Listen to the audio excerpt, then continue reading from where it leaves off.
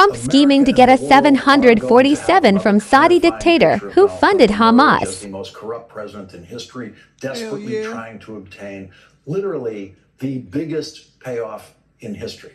That image of Donald Trump being supplied entirely by Donald Trump's own stupidity comes immediately after Donald Trump has delivered to all Trump voters and to the world the very clear image of President Scrooge, as Republican strategist Karl Rove called him.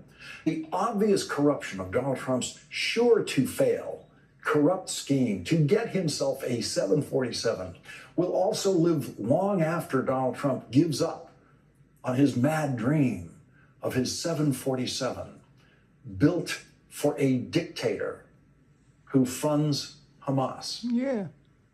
There's no such thing as blood money for Donald Trump. Oh, no. Nope. Hamas did what they did on October 7th in Israel, murdering hundreds of Israelis with the full financial backing of the dictator who wants to give Donald Trump a 747, the dictator who Donald Trump wants to accept a 747 from.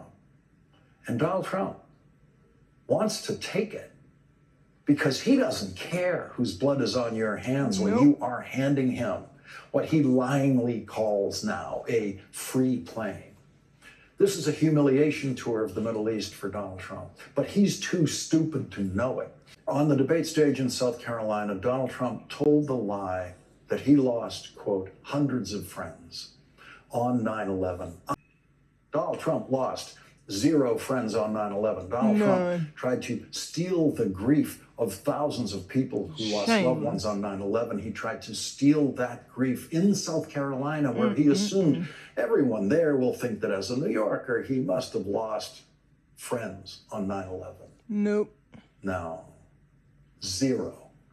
Donald Trump attended 0 9/11 funerals. Donald Trump is now cutting funding for first responders on 9/11 who are suffering the life-threatening health consequences of the toxins that they inhaled after that event, cleaning up Ground Zero.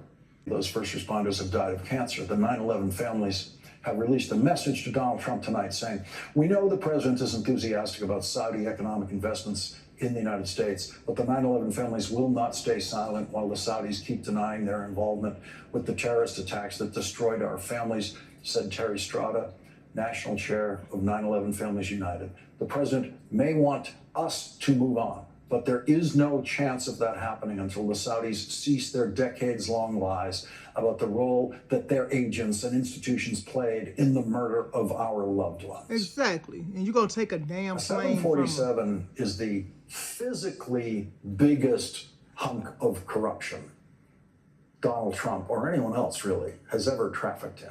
But in dollar terms, $400 million for a 13-year-old plane, in dollar terms, it's nothing